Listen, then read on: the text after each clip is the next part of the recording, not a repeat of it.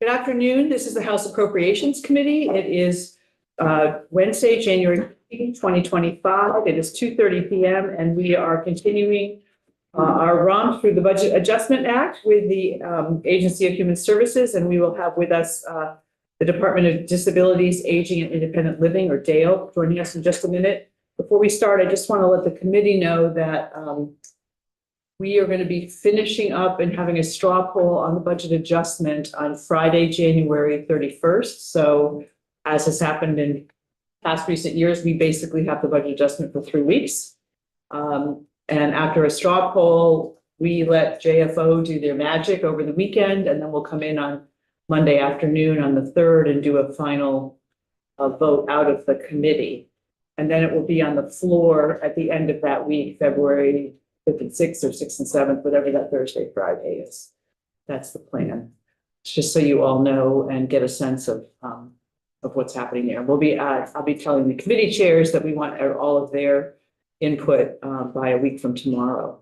Have It's we fast. shared it with the other various community affairs? So they know. They're going to hear about it today. Yeah, but I thought I'd let the meeting go first. Thank you. So with that, we will take up Dale. So if you all want, whoever's coming to the table wants to come up, that would be great. I'd have Jill and Bill, is that, and more perhaps. Whoever. Bill and more. We have enough chairs. Well, is it okay with you to move the 2 chairs around like that? More than 2. Yeah, just whatever. I'll move it. Just introduce yourself before we get started would be great. And I see that we have at least one person on Zoom who's joining us, so that's great. And once you're all settled, we'll go around and introduce ourselves because we have many new members here.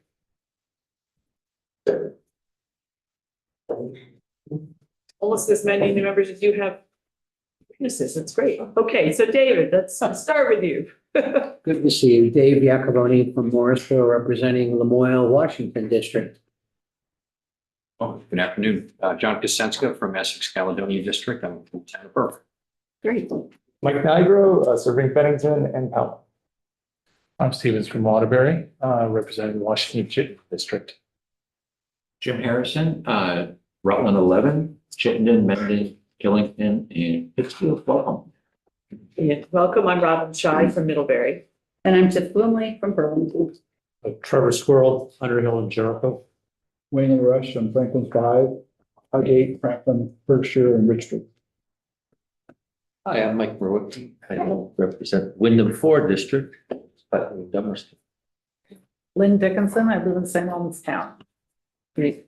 Cover the state, and we're looking forward. We have about an hour with you, and so we'll let you introduce yourselves in for the record and take it away. Great. I'm Dr. Bowen, Jill Bowen. I'm commissioner for DAIL, at least for the past 9 months. This is the first time I'm testifying here.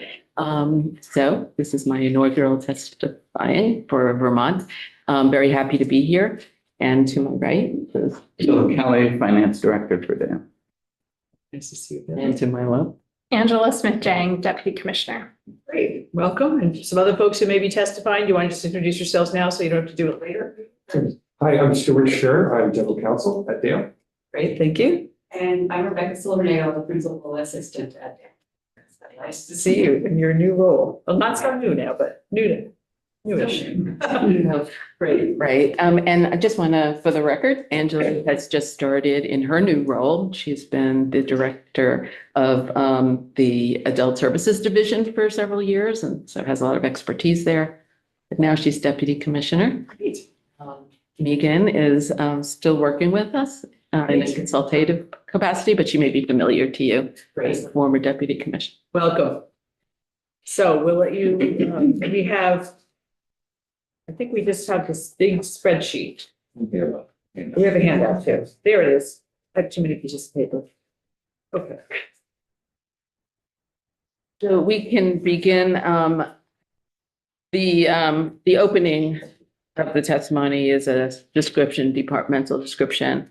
I am new to the role, so I'm not sure if you would like me to go through that or. I think just keep it high level. Okay. Would be great. So high level for those who are newer and are not as familiar with DAIL is our mission is to make Vermont the best state in the nation in which to grow old or live with a disability with dignity, respect, and independence.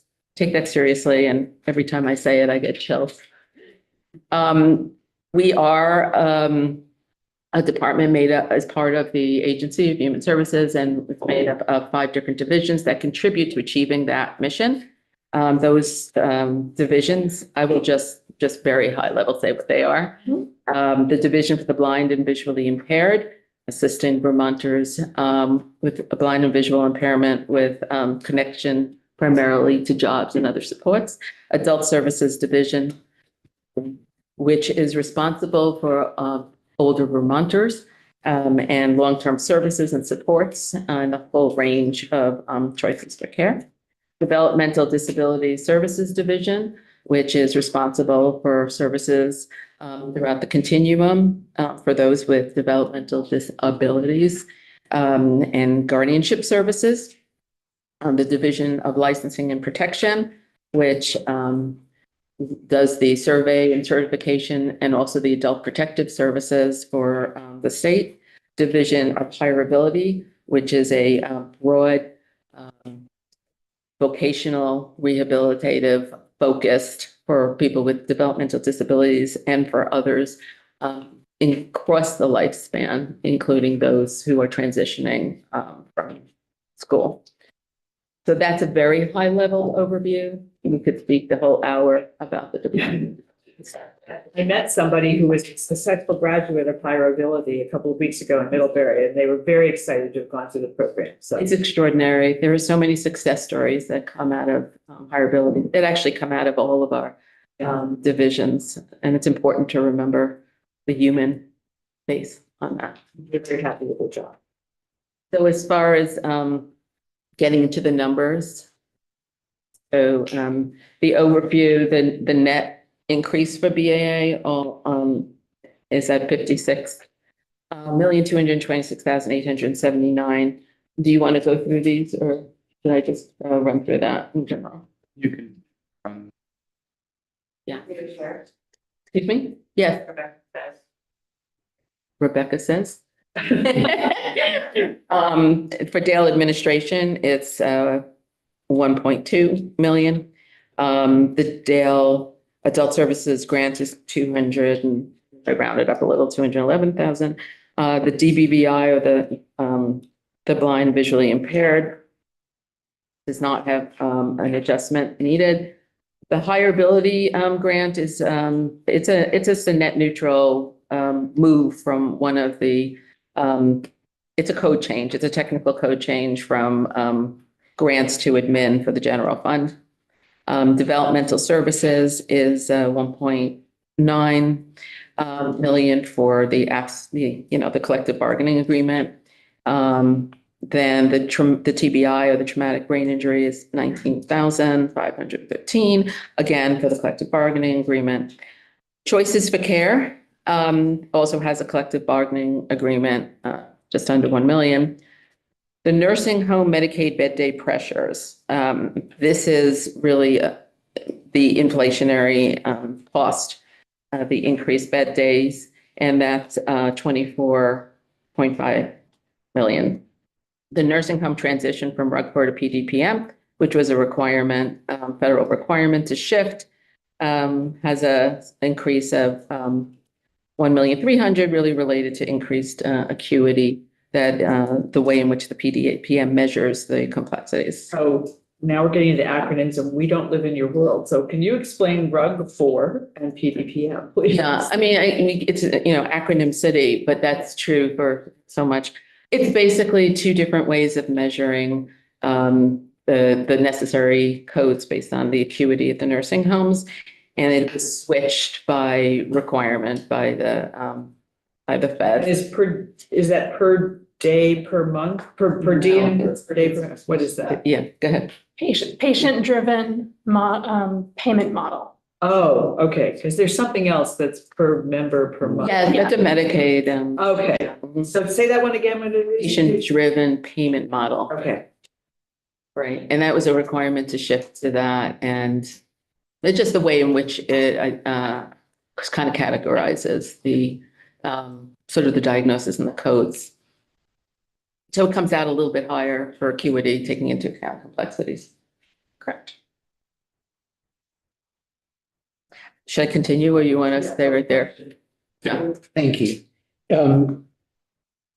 I thought now might be the time, because you just alluded to it, that the Medicaid increase, you characterized it, I don't know if it was intentional or not, as an inflationary increase, but those are traditional utilization, which comes at a cost, correct? Yes, yes.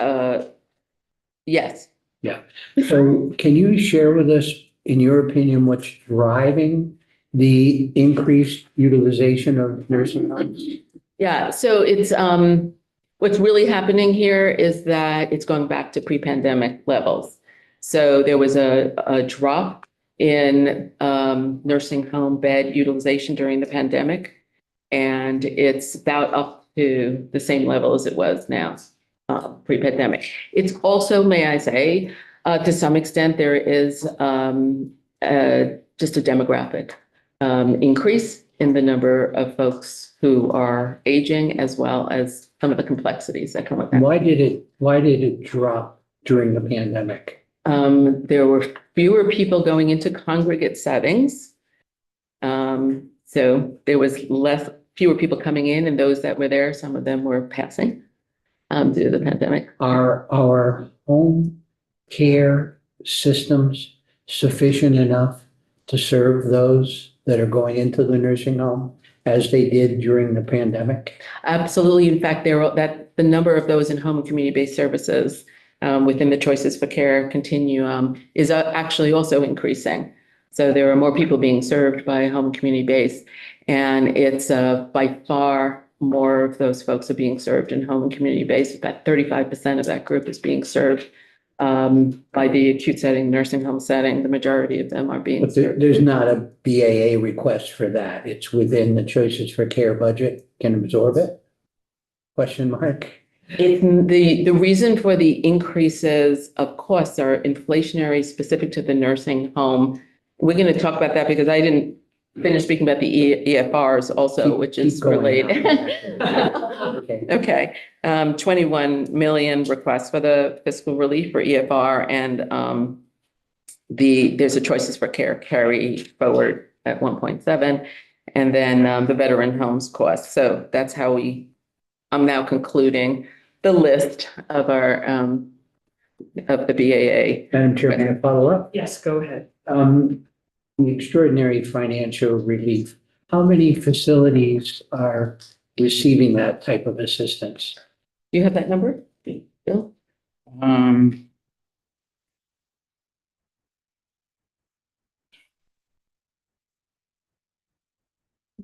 Well, he looks that up. I'd say around 10. And Ish. how many licensed nursing facilities are there? Is it 32? Do you have the correct number? Roughly. Some roughly. So a third of the industry is experiencing extraordinary financial relief. Yes, That feels kind of like a crisis. yes. Okay. Okay, that's And- why it's extraordinary. That's why it's Financial extraordinary. relief, yes. And what's driving that? Utilization's up, so they're billing for more units. Yeah. What's behind it? Well, there are inflationary pressures, but the majority of that is on nursing costs related specifically to LNAs and the traveling nurse costs. It's just really been a huge increase in the cost to run the nursing home because primarily of the need to bring in these agency nurses. For a nursing home, different than you might see in some other healthcare settings, the backbone of that is at the LNA. And my recollection is, in order to be granted the extraordinary financial relief, you're basically in a position where you can't make your payables. You will, yes, it has It's to a be. stringent test. It's a stringent test where you would likely not be able to stay in business. Yeah, so a third of the industry is likely not. That is, Without the help, okay. Now, if I may, the nursing homes, when they have their rates set, file a cost report. And the rate setting basis is updated every so many years to capture the costs. So the rates going forward, the prospective rates are more adequate. Do you know if Yes. are we close to Yes. rebasing, and that might provide some relief for the industry? Yes, that is the plan. This is the stabilization piece of it, okay? Because you can't go on with EFRs. That's not a sustainable option, right? So we need a strategy to not have EFRs. The rebasing in fiscal year 26, which is coming up, right, is will be more substantive in terms of having an impact on stabilization than the previous one that happened 2 years ago, because there's a lag in the stabilization has a lag in it. So in 24, they're rebasing, or in 23, they're rebasing on 21, right? So the last time they rebased on calendar year 21. The costs in the middle of the pandemic were lower for the reasons we talked about before. Therefore, the rebasing didn't do it for them. The gap between the current cost, the reality on the ground, and the 21 calendar year was it was too much. It didn't close the gap enough. This time around, it's based on calendar year 23, when we have climbed out of the pandemic and the costs are closer to what they currently are, which means we should see relief from our extraordinary funding relief. Do you think 23 versus going 25, will it catch enough of the agency traveling nurse costs? Okay, it will be much closer to what they're currently dealing with than it is now, but that doesn't necessarily mean there won't be any EFRs, but it will provide some stabilization to the industry than it currently has. Thank you. Thank you, Ben. Rep. Baruch? Number 6, choices for care for the Vermont Veterans Home. Can you talk a little bit more about that? Is this the same issue of traveling nurses? I'm sorry, say your question again. The Veterans Home. Veterans Home. The Veterans Home is a different scenario. The Veterans Home is just has a different methodology by They have statute. their own budget, so. Yep. And it's by I believe it's by statute that the departments Right. pay into that. So what is this that's in here that says Vermont Veterans? Our responsibility. Do you want to explain Sure. it? Yeah.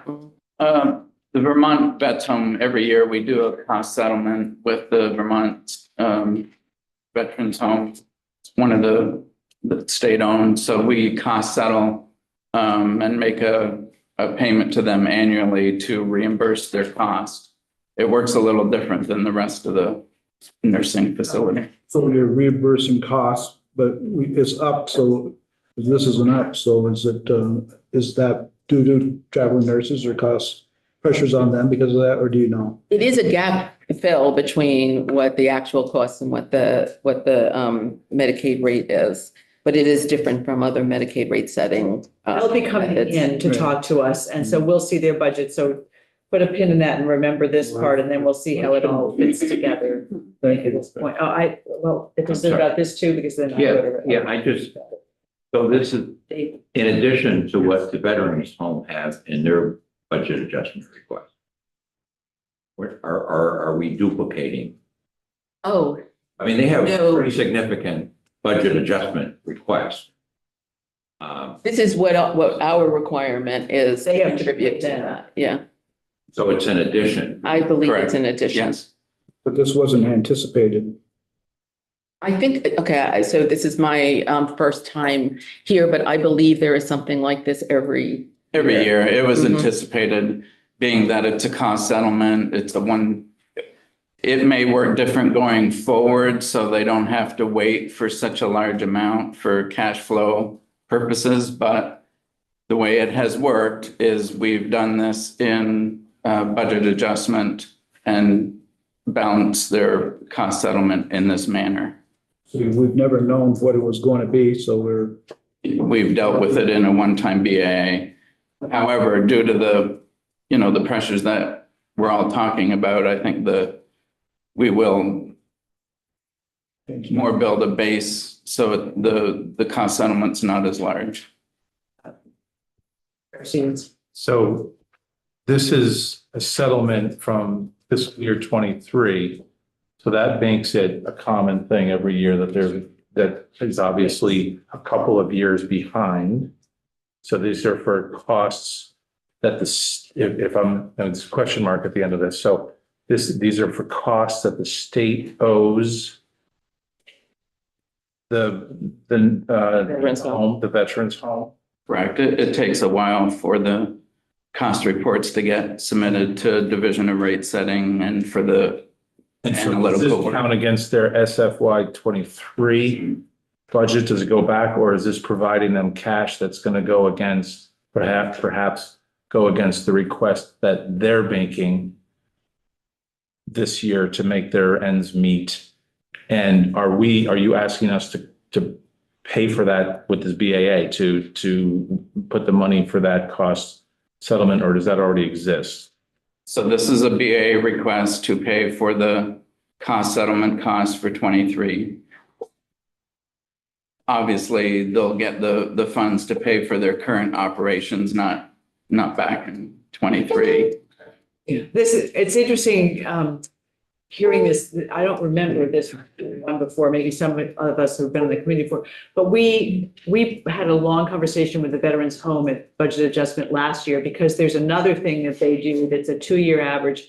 And because of the way the administration has done the budget, they've basically been not putting in what they need and asking for it at budget adjustment. And we said, no, and this is what you're all picking up on. We said, no, it happens every year. You need to put it in your budget, so you're not coming at budget adjustment. We'll adjust tweaks, but we're not going to like fund you. They're using budget adjustment as their budgeting tool, as opposed to creating the budget in the first place. So, so I think that's what you're seeing here. And so we'd like to see in the future that this is in your base, and then we're tweaking it, not doing to the tune of 4 million, but maybe there's a couple 100,000 or, whatever the truing up is. This isn't truing up. This is a payment. And so that's what we're trying to get this to work. And we sort of agreed on that last year for the Veterans Home piece of theirs, but it was already too late to do it for now. So we knew it would be an 18-month process, which means that next year they're going to, we shouldn't see something for budget adjustment. And so hopefully we'll see that figure when the Veterans Home comes in to talk about their request. Somehow this number has to show up. Or It at least- should. So we should all remember that we have seen this, and we can ask them about where that shows up. Okay. Thank you. So it is very, It's been a Convoluted sort of long way. time going on where they've been, Yes. I mean, I can remember probably 2013, 2014, when actually the budget flipped and they never asked for money before like this. Right, yeah. And it started off as a little bit and a little bit, and Right. a lot, and a lot, a lot, a little bit, a lot, depending on their Medicaid settlements. So but they don't budget. They want a hopeful budget in May, if everything goes correctly, and then there's the budget Yeah. adjustment when things don't go. right. And they'd sort of been required because of the constraints put on budgeting for the next year. There's 1 year where this is going to be a big increase from the previous year because we're not using budget adjustment, right? So if everybody had a 3% instructions for a 3% budget maximum increase, and you're suddenly changing this, it's not 3%. Right. So we had to sort of come to some agreement with the administration about that too, to make sure that would change. So when we look at their budgets, it's their actual budget, not some of it. And then we hope there's money in budget adjustment. Great. Great. Thank you for letting us go down that path for a little bit. It was helpful. Helpful for us too, to hear. So this is all you've got. You also have the spreadsheet, but I'm not sure whether this is showing anything. Same thing. It's walked us through all of it. Yeah, no, I walked us through each of the items. So what percentage of this is general fund then? Otherwise, I'd have to go and add it all up do you know? This is why Bill's sitting next. We just learned about gross yesterday, so this is. They have a lot of- So most Yeah. of this is Medicaid and, Yep. I don't know the exact PMAT rate in my head, but approximately just a little over 40% is state share. As far as pure general fund, there's a very small 233,000 of this is pure straight general fund. It's mostly Medicaid. Mostly match for matching. And then referendum. Okay, so I have two questions. First of all, if you can go back to the hireability. Mhm. I don't really know a whole lot about the program. I'm not looking to go down that path. But at first blush, it looks like you're taking money out of the general fund.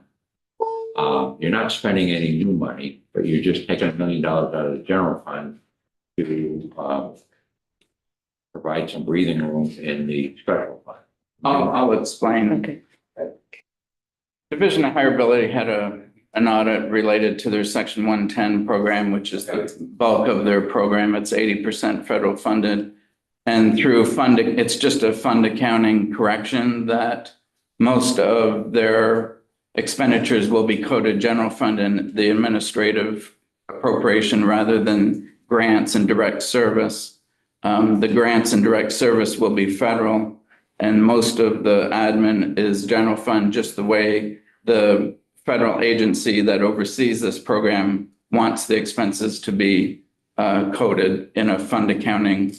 It's a budget neutral. We're moving 1 million from one appropriation to another in the same program. Is that because the feds won't allow you to charge the administrative costs? Right. To the grant, right, Okay, so then we have to save money. correct. Okay, is that something we've been doing right along? No, as I stated, it's due to a recent audit and they wanted that correction to happen. Okay, so my second question is, I'm trying to get my arms around the big numbers here. The 24.5 million at $315 additional a day for 77. Walk me down that. I mean, that's a lot of money. That's the, How do you, I mean, could we have been off that much that we're under reimbursing our nursing homes? How, yes. explain this to me. Again, that's the same issue we were talking about before around the nursing home costs.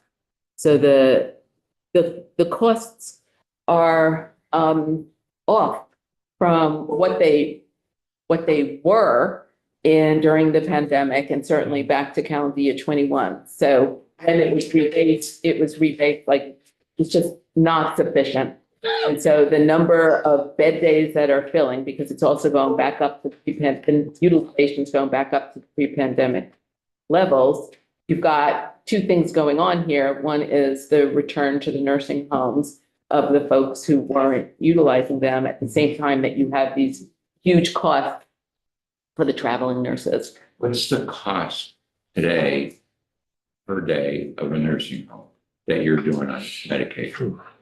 To be a patient there? Yeah. To be, I mean, if you were, forget about this number, the right number, what, I mean, is it $500 a day per bed? What is it? Yes, the average The of these actual- it's $315 a day. So that is the average. Yeah. but is that Okay. the actual true cost, what you're saying? That's the reimbursement. That's the reimbursement. Right. Whatever, this is not my area, it's over my head. My other question is number 4, the emergency. Last year, the department came in and requested money to help a lot of nursing homes that were under pressure. Is this just to have money aside for future emergencies, or is it for this year's emergencies? It's for this year's emergencies. Yeah. It's for this year's emergencies, which is why it's so critical, the conversation we had about rebasing, because we need for the nursing home system to stabilize and not need these extraordinary relief funds in order to survive. Right? We also cannot lose the nursing homes here. They can't go down. So the rebasing the calendar year 23 level will help them have a more stable budget and not be in a position where they need to make these requests. Yeah, I could just add that because it's a rebase every other year, we've come in 2 years in a row that you're recalling with this type of EFR pressure. And we expect significant decrease in EFR going forward. It won't go to zero. But if you remember also last year, we invested almost $10 million in correcting how rate setting calculates what they'll give in certain caps of the rate and occupancy rate. So between the investment we did last year and 2 years waiting for everything to get rebased, this will significantly go away. It was like a phase 1 and a phase 2. The phase 2 is the stronger piece of it, which is the rebase at the calendar year 23 level, significantly more stabilizing than at the calendar year 21 level, which was the last rebase. And the rebasing will include general fund and global community fund money, I assume. Yes, or, I mean, it's going to cost money to rebase. Oh, yeah. Could you say that again? The rebasing is going to cost money, Yeah, right? And that's going to come out of global commitment. global. Yeah, global Yeah, commitment. Yeah. Yep, global commitment. I actually had you go ahead, David, and I'll ask my question. I'm concerned that because the rate setting law has a specific provision for extraordinary relief, we know about it, we capture it, we can quantify it. How do we set rates for residential care facilities? And should we assume they're in the same predicament? The nursing homes have a significant predicament that's unique to them, but others are feeling pressures too. I think we want to talk about that. Well, I can say, to answer your question, how do we do rates for residential care homes and assisted living? There isn't the same rate structure through Division of Rate Setting at DEVA, right? So there was a rate study. It's periodic and depending upon what the legislature would like to appropriate for additional rates. But there was a rate study in 2023 that showed, that's okay, that showed that residential care homes needed a significant increase for ACCS, Assisted Community Care Services. And the legislature did increase rates significantly for residential care homes in that year. It was a There very isn't- large increase. It right? was 79% increase for That's for ACCS, assisted community care. right, which is the services base for residential care, for some of it. for some of them, right? What about, I was going to say, the rate study called for an increase in enhanced residential care services as well, ERC, and that did not receive the same increase in rates. So that's still underfunded. adult day services? How are their rates set? And Go ahead. are they just as fragile? In that same rate study, it called for an increase in adult day services, and they did receive an increase, an increase actually above what was recommended in the rate study. So we have seen adult days stabilize and participation is increasing. Great. And I'm almost done, Madam Chair, just one. The developmental home providers. How is that system? Is that, Are you talking about the SLP, Shared living. the shared providers. living provider? yes, So shared living provider system is still the majority of the folks who need that level of care are in that. But there is some, are we able to recruit them? it's more difficult to recruit them than it has been in the past. Just deep diving into it, several decades ago. You really want New to? phone.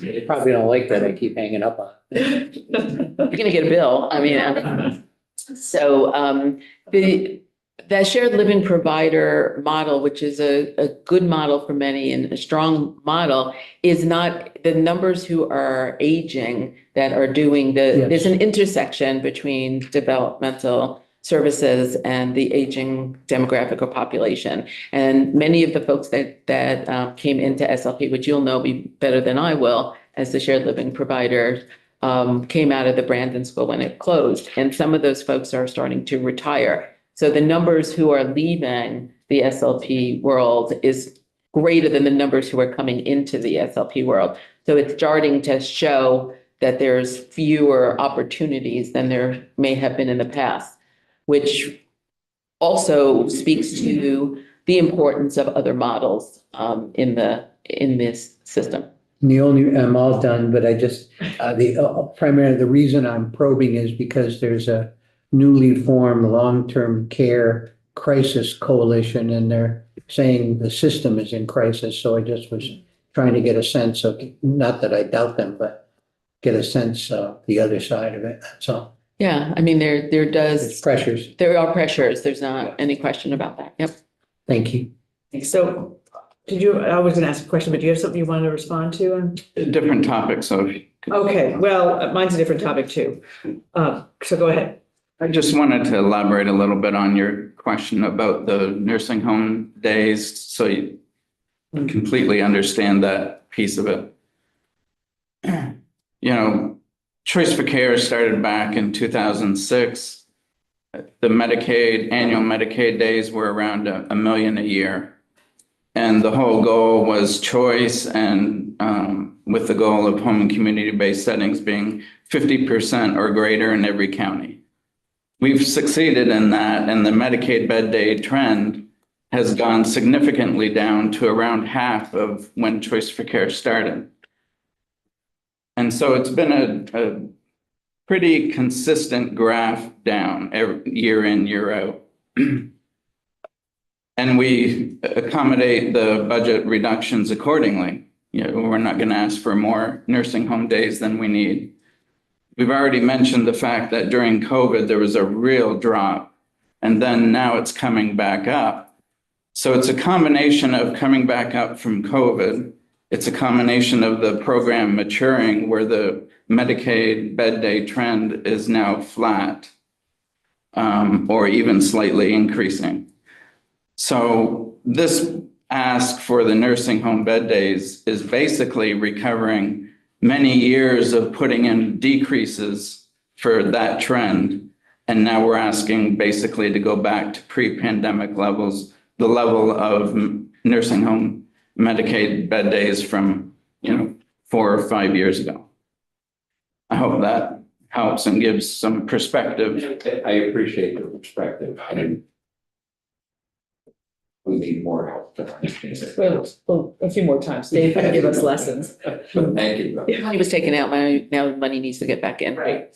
So I'm curious about the collective bargaining agreement with developmental services, which is almost 2 million, of which just over 1 million is a bonus, is what you said. And I'm curious, is that because if staffing is hard and you have a lot of traveling nurses, and this is a way to keep your current staff that are employed, or So this is different. We'll explain to you exactly what this is, and that's why Stuart has a chair. Oh, good. I'm glad I have a question for you. Yeah, Stuart Scher, for the record. So the collective bargaining agreement, just as by way of background, this became law back in about 2013, 2014, when the legislature said that independent direct care workers, these are workers who weren't working with agencies, but were hired as employees by a service recipient or their surrogate, could collectively bargain with the state. So even though the state is not the employer of record, the state was put in a position to collectively bargain with the union that was selected. That happens to be AFSCME. And so every 2 years, the state negotiates a new collective bargaining agreement with AFSCME. Right. And each year, there are certain, in the law, there are certain requirements that must be negotiated, certain mandatory subjects of collective bargaining, one of which is the wages or the rates paid to these independent workers. So the reason for the increase here is that from the last collective bargaining agreement to the current agreement, at least in year one for purposes of this budget adjustment, Those rates were renegotiated and there was a 5% increase to those rates. But there was also a bonus that was negotiated. And in the last collective bargaining agreement, there was a bonus. It was a retention bonus. Right, that's And what. so that's what this is. This is to retain and to recruit independent workers, Okay. which are about 5,000 to 10,000 independent workers at any given time that are supporting people In the state. in the state of Vermont. That's right. These are the folks the families usually hire. They come into. the Yes, okay. That's helpful. Tom, you've Yeah, got just- some background on this Just to too. clarify, I guess a question, we passed that bill.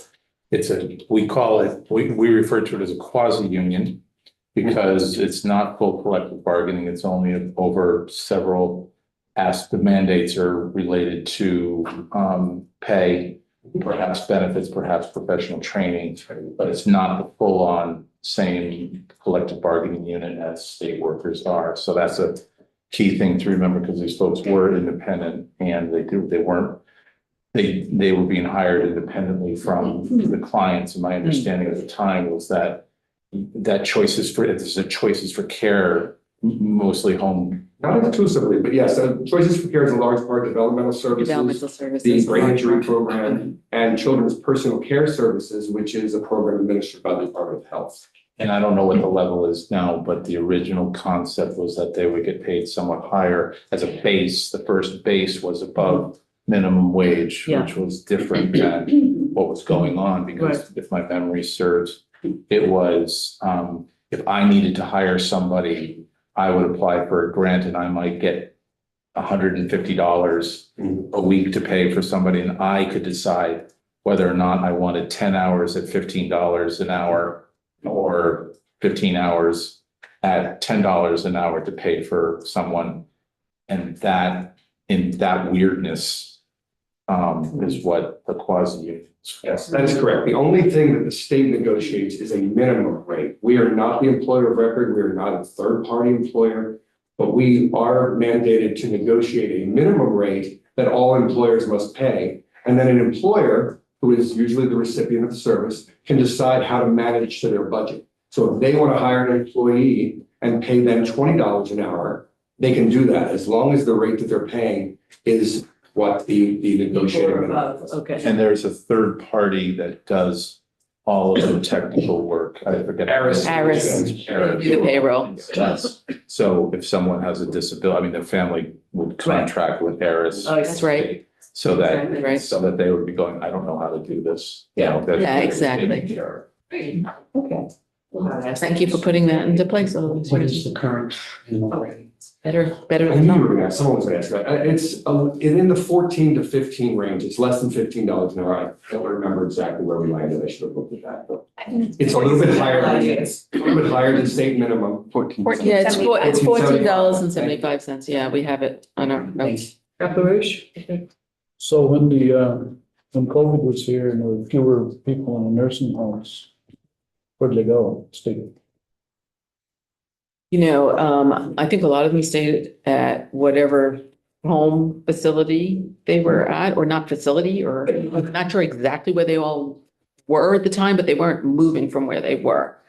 Frozen place. Yeah, and I think there's concerns about the contribution of that experience and the complexities in care that we're seeing today, because there's an increase in acuity and complexity that some have suggested is related to the fact that there were delays in getting care during those years. So they were getting care when they were wherever they were.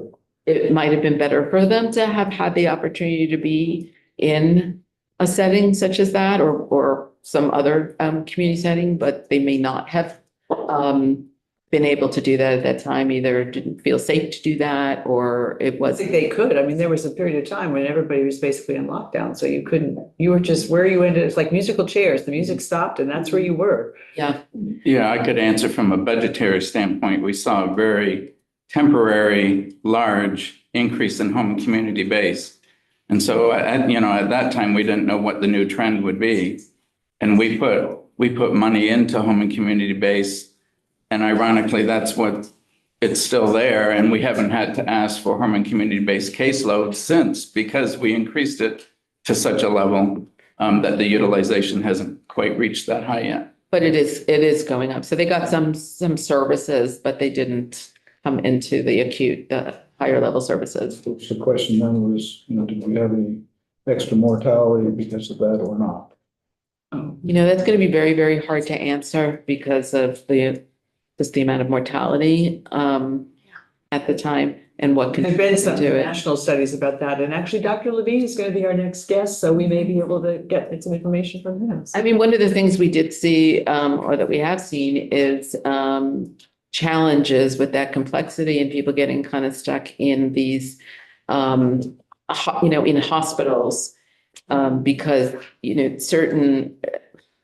the nursing homes aren't all able to manage these levels of complexities. And we have very long stays, sort of post-acute in hospitals, which was the reason we actually opened Mission Care, which is helping to alleviate some of that backlog. But some of them were sitting in a hospital for an exceptionally long period of time.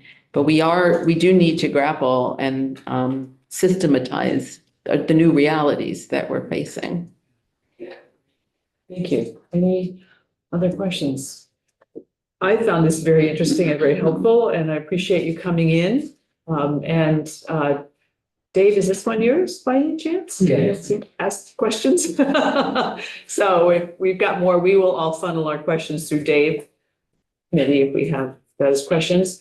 And so Dr. Levine is coming at 3:30, so we get another break. Wow. Yeah. Okay. Enjoy your downtime. It's healthy.